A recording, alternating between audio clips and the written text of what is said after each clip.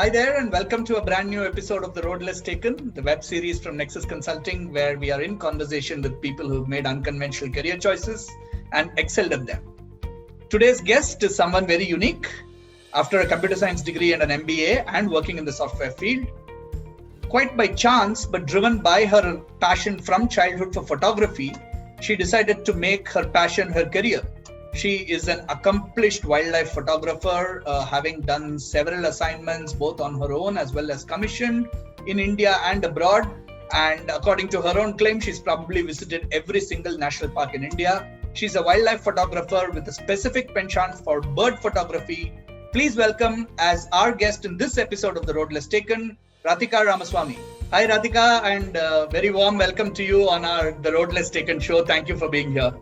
Hi Venkatesh, and thank you for inviting me. It's great pleasure to meet you here. Thank you once again. Yeah. Thank you. So you have chosen a remarkable path in your career after top-notch education to go into something that you're very, very passionate about, which is photography, especially wildlife photography. So tell us, where did this interest in photography and specifically wildlife photography, where did it get triggered? Were you always carrying a camera around as a kid? And how did this happen? Yeah, photography was a hobby from childhood, Venkatesh. My father gifted me when I was in 10th class. Okay. So after that, camera is a part and parcel of my life journey. What was the camera you got as a gift? I think Minolta. It's a small Minolta point and shoot camera. Point and shoot, okay. Yeah. That also first camera is we can put even those days 11 film camera. Okay. So just for the hobby, just we usually travel places, so I want to take photograph to memories, capturing memories. Right. It started like that. So along the way, my life in colleges and all, whenever go field trip to places and all, camera is always I rode on film with my camera. Okay. Nowadays we have selfie. Those days camera I usually take whenever function we usually have. Okay. The wildlife photography around 2002. I had been to first time I visited Bharatpur Bird Sanctuary. Okay. It's in Rajasthan. Rajasthan, yeah. From Delhi, yeah. At that time I was in Delhi. Okay. So it is I think 3-4 hours from Delhi. Right. Just a casual visit and a New Year day. With my that is a digital era came. So I got my first digital camera D70 with kit lens. Okay. So, though I was born in near Theni, Venkatachalampuram, the place is the Western Ghat foothills, you can say. Okay. So the Peyyar Wildlife Sanctuary and all, I used to go as a kid from school and all, picnic. Elephants and all, that is the only wildlife I have seen. Okay. But here the first time, that is a migratory season. So first time I sighted a lot of colorful birds. Okay. Oh, nice. So for me, I want to capture and I come back and I want to see again and again those birds. But I took photographs and after coming back home and all, photos and come a little bit dark only because it's a small kit lens. Right.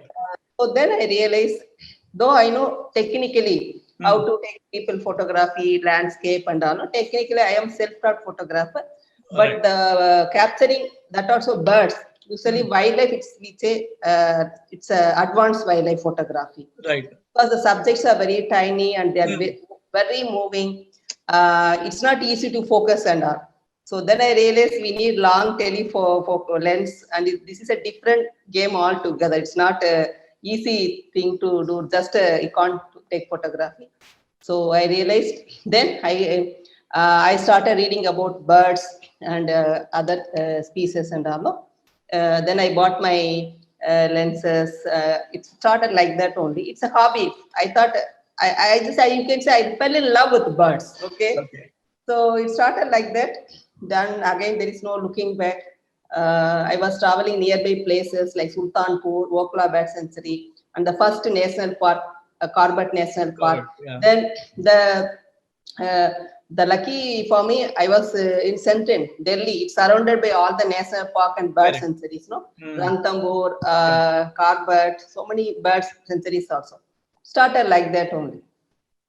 But you, in your educational academic career, you did a computer science degree and then an MBA, Yeah. if I'm not mistaken. Yes, yeah.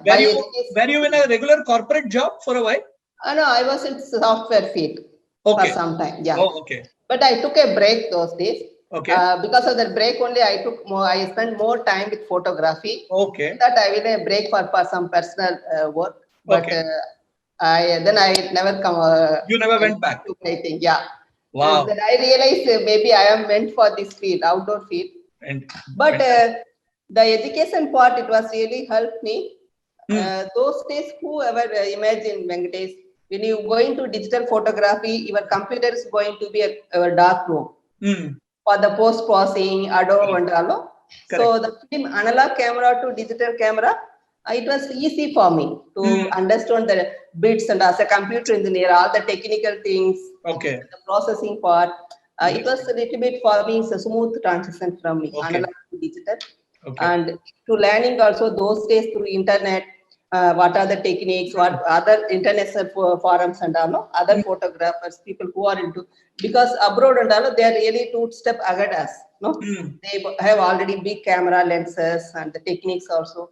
So for me, it helped me to explore, to learn myself, because here India, not many people are doing those days, and not the sources also less. It helped me, and of course to keep my website being in the online. These days you have to be visibility is very important as an artist to showcase your work. Those days it's very tough to publish in magazines and all. But because of my internet presence, I was member of many travel forums, international forums. And I started with my photographer friends for Photography Art Association of India. It's an interactive forum for the photographers. And you started that? Yeah, I am one of the admin. Yeah. Okay. Myself, my other friends. So it was a sort of learning process for me also, for others also. We gave opportunity to explore photography as a learning place. Then it's like that only, from hobby to serious photographer. Fantastic. People ask, your study is different and doing different. Of course, photography also freelancing, it's like a business only. You know how to sell your work. Yeah. So it's not wasted. All the educators are useful only. That's an interesting point, because most people think that, if you are going after your hobby or passion, your education will go waste. But you are pointing out that actually both your computer science and your MBA are helping you, even today. That's why I always believe, Venkatesh, any education won't be wasted. It will helpful for us in as a life process, life planning. It will help us. But did you ever miss the fact that, you were working in a software job? That means a certain sense of security, certain fixed amount of money coming in every month, regularly. Was it difficult to not go back to that and, take that? For me, I am very, very supportive family, Venkatesh. Definitely, some other, if anyone wants to venture from one field to other field, I won't say you just jump into it. I won't recommend also. For me, I'm fortunate. I have my supportive family. So if your bread and butter is depending on you, then it's very tough size. It will be a tough size. So I'm lucky to have don't have that size and all. So that's easy for me to venture into this different path. Good point. I think the support of the family is a critical thing in this whole thing. Yeah. So you have visited, I think, pretty much every national park in India that is there. You have also been overseas quite a bit, I think, especially to Africa and so on. Tell us some of the best experiences that you have had, both in India. Maybe one example from India and one example from Africa or anywhere else. It's really only one, Venkatesh, but of course I will explain, because each trip, each field outing in itself, it's a big experience only. Okay, being in the wild and watching animals and birds and in your own eye, spending some time with me and watching their lifestyle, habitats and eating habits, everything. It's each suit is different, and it's a great experience. But it's a few unforgettable experience in abroad. I will tell you first. It's a Serengeti National Park. Right. Around 2010, I visited there. It's one of the largest national park in the world. Right. It's a UNESCO World Heritage Site also. Right. So one of the best place for the photography and the beautiful park also. Though I must say Kenya other part is also there, but Serengeti is one of the beautiful park with topography and animals also different. The variety of constellation of animals also very high. So there of course I cited this site very often, but my first encounter with the lion family. Group of lion family was after the kid, they are just sleeping on the tree. Wow. Acacia tree, we usually say.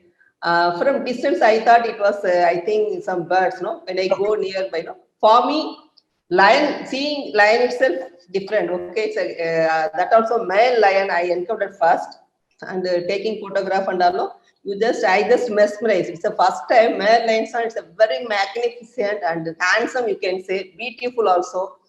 After taking photograph male lions, that I just saw this, I think more than 16, 17 lion cubs and all. They're in the just sleep on the tree, lion on the tree. So I took photograph and I took 2-3 baby lions also sleeping peacefully. And it was a sight to actually watch and enjoy also. And the only incident, the mother lion, I think mother lion only, everyone is sleeping, only one lion was just looking everywhere. If anyone is, any predators are coming, though they are in the top of the tree, but still someone is to look after, like family, everyone is sleeping and one person will look after the kids and all. So, but I was taking photograph. 1 minute, it fell asleep. Okay. Wow. Cat nap like. So that's also very funny moment, and I am amused also. It's a really unforgettable experience. So we had other. That is my most unforgettable thing. And recently also I had been to Masai Mara. Usually we say the Great Migration. Thousands of wild beasts will be crossed the Mara River. That is also one memorable scene to photograph and watch also. How every year they are migrating. For the food, they are migrating. That scene is also really unforgettable experience. And India, actually, I do love Corbett National Park. So watching elephants are for me most fascinating thing in the wild. Though I love photography also, people say I do specialize birds, but I love elephants also. So the elephants, cubs and all, they're playing with mother and both with baby elephants also. They're interacting with each other. It's a really beautiful scene to watch. So that's an unforgettable experience. And particularly, if you can say, 3 cubs in Tadoba National Park, tiger cubs. See, the babies cubs are really cute and adorable subjects. Okay, usually they won't come out in open when they are very small. The mothers will be they're keeping them very secure places and all, they don't easily come out. So the open place they come out and playing. That also I very memorable experience. Tiger cubs, 3 tiger cubs, 4-5 years before. Though I encountered other times also, but first experience I never forget. You spoke some time back about this whole shift from analog to digital now. And it is not only analog to digital, I think it has also moved from the sophisticated cameras to cameras on mobile phones, making everybody a wannabe photographer or an abyssal photographer. What is somebody like you, who I can call a professional in the space, what is your take on this? For me, my genre of wildlife photography or bird photography, the interest in this genre is somewhat good also, because if you want to do photography about tiger, any animals, any other bird species, you want to know about them, where they are living. Like with all the climate change, everything, forests are very important. And the forest is a habitat of animals and birds. So if someone wants to do tiger photography, then they think about tiger, where the tigers are living. Then they think about national park, forest, and then we realize how important for us also to protect forest and animals. So to create awareness about conservation, photography is a little bit tool. If they really like, no, for me also, I do talk about conservation in colleges, schools and all. So people are interested about photography. So for me, that is the first step towards to conservation about our forest thing. But the other thing, people are these days with the smartphone, they are doing photography as a hobby. I think not only hobby, Venkatesh, nowadays any industry, it's going to be visualization. Before terrain, people just want to see the visualization. That's why the ad agency, everything, they are more into visual ads other than radio. Here we are just seeing, first our eye sees, so it's a good also as a hobby. Also people are really into thing. Now they know, even for families also, they're taking photography. Whenever you go, before we say hi, hello, nowadays it's a documentation. First you take photograph, then you talk. Okay.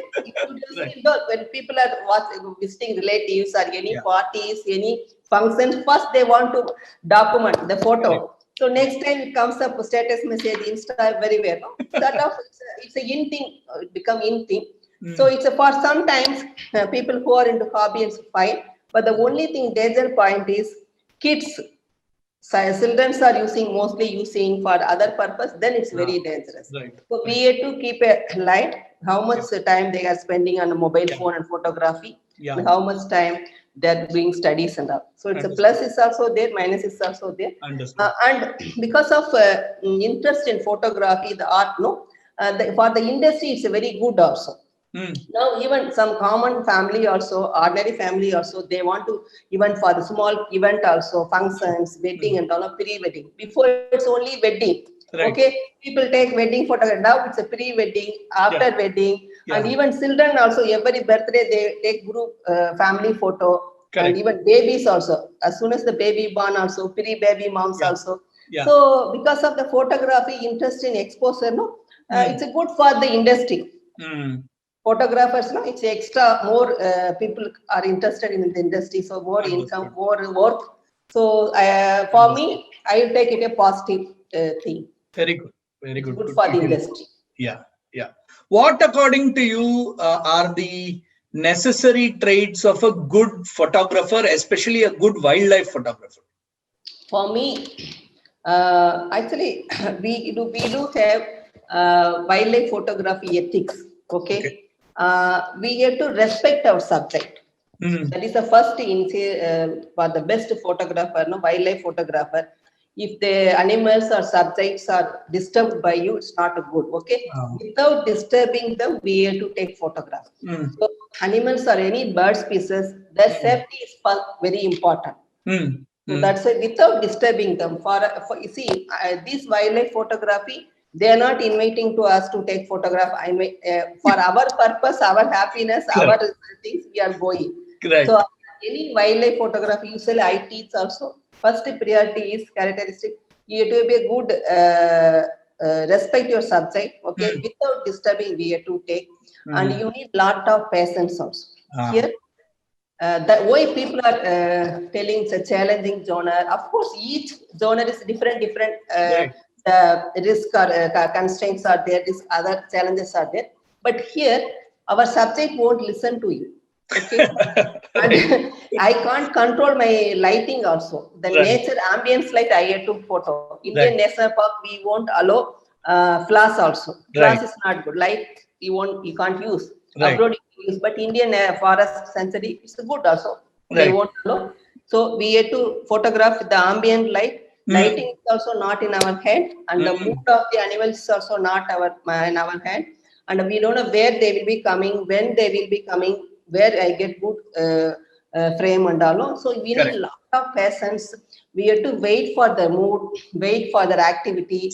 So within, even if they come out also, they will give you few seconds. So within few seconds, I have to take memorable images, good images, photograph. So person has to be technically very good before going into the field. Even newcomer also, experienced photographer also, the technical knowledge should be our second nature. The things, all the technical things should be in our second nature, and at least subject knowledge is also very important. Field knowledge. any photographer, no, it's not about, for example, anyone can have rent long lens camera and they can go, they can take. It's not like that. Right. So before going, they should know subject knowledge. That is a very important. Respect subject and the subject knowledge. Which subject you are going to, for example, lion, elephant, or any bird species, and be it the person, the photographer is to know where it's available, when it's available, and when is the best time to shoot. So all the things, no, he is to know first. So that's why subject knowledge is important. Right. Then only you can come back with good photograph. Understood. And you have been doing a lot of, you mentioned earlier about the kind of group that you have formed, as well as the conservation efforts that you have been promoting through your photography. Tell us a little bit about that. What you recently I created conservation of wildlife conservation of India. Okay. Now it's a Facebook group. So I'm planning to later on. It's a virtual group now, but I'm going to take it the next registration, some sort of trust also. Okay. Because for me, I feel it's a time to give back nature. Okay, and we have to preserve our animals and nature also. So just to create awareness for the normal audience, common audience. So this COVID time, I invited people who are into conservation, wildlife photography, and wildlife area. So I invited them. I just interacted with them. It was live telecast for the audience through my page, my fan page. I interviewed. So it was a series of every month or two. It's a COVID period. I invited more people. Now it's per month only. I will be continuing like this. And other than this, whenever I go, I give lot of talk about conservation also for the college. Now, so most of the time now this year it's a webinar online only. Colleges, schools, and all invite freely. I am giving. I'm not charging anything. So freely I give talk and just to see if 10, 15 to 50 people are listening. Maybe if 5 or 2 people are interested to know, that's a big change. Yeah, it is. They think about and they will volunteer some work. It's a good, no? It is. I believe, Venkatesh, that we have to tell, definitely it will reach at least few people. Yeah. So that is my mantra. Because wildlife gave me lot of happiness, lot of love from different part of world, different part of India. My friends and all, they give lot of love. Not only, it's not for me, it's I think our Indian fauna and flora, wildlife, the birds they love. So through that also they know so many beautiful birds in our country, you know. Still I usually get messages, oh, these are from our forest. They usually surprised. So this is showcasing our Indian fauna and flora, or the world also, our Indian people also. So whenever, this is a small part, okay. So that's why whenever I get time, I give talks also about conservation. Fantastic. Any activities also I love to contribute like this. Excellent. So one last question to you as we wind up this conversation. If any youngsters who are watching this show or who will watch this show want to take up wildlife photography or even photography in general as a career option, or somebody like you who has been working and who wants to make a change and follow their passion, what is the advice that you would give them? Is there enough of a scope for somebody to take this up on a full-time basis, and what steps should definitely when these people really love nature and wildlife, okay, then they have to come. This is not like a 9 to any 5 job. Any photography is not only wildlife photography. Any photography, the industry is very competitive. Okay, definitely before coming into this field, they have to be technically they have any photography course. And for example, if they are having wildlife, then at least any knowledge of biology or animals and wildlife conservation. These days, college is also giving wildlife conservation, wildlife management, and so many other courses are there. Right. So if they're before coming, if they're well prepared with some knowledge and technicality and really love for the nature and animals, it's not, if you see as a job, then I won't say don't come. Okay. Right. It's a little bit tough to get into regular jobs and all, but if you really love, I have seen many photographers even 10 years before. They want now, really they love, so they are doing well. So it took some years, but if they really have the passion, love for the wildlife, definitely they can come. There are a lot of more opportunities are there. Right. Yeah. And of course, people like you who have already gone down that path are going to be definitely a big inspiration for such people who want to take it up. So thank you very much, Radhika. Thank you for spending your time. I would like to tell viewers, please go and look up Radhika's website, her Facebook page, Instagram handle, all of that. There are some really beautiful photographs, especially of birds, but of all wildlife that are there. And you're really in for a visual treat if you go and look up all that. Thank you very much for spending your time and the last half an hour talking to us, Radhika. Thank you, Venkatesh. It was nice talking to you, and thank you so much for inviting me also. I hope you had fun hearing Radhika talk about her experiences as a wildlife photographer, why she feels the advent of photography as a pervasive hobby is good for the industry, and how conservation and empathy for the environment is something very, very critical to become a wildlife photographer. If you liked that story, if you were inspired by it, energized by it, don't forget to watch all past episodes of The Road Less Taken on our YouTube channel, Nexus Consulting. Future episodes will continue to drop here. All episodes have full interviews as well as smaller highlights versions which you can snack on. Our YouTube channel also has many of our significant quizzes that we've done for schools, colleges, corporates, and the general public on a variety of topics. So please see them and hope you enjoy them. As we head into 2021, best wishes of the festive season to all of you. We also have a wonderful little desktop calendar from Nexus Consulting that's available for purchase. You can find out details about that as well on our social media platforms. The calendar contains 175 curated facts, and so it's not just months and dates, but very interesting pieces of information and art that you will find in the calendar. So we look forward to meeting you all once again on another episode of The Road Less Taken. Till then, it's Venky saying stay home, stay safe, take care, and bye-bye.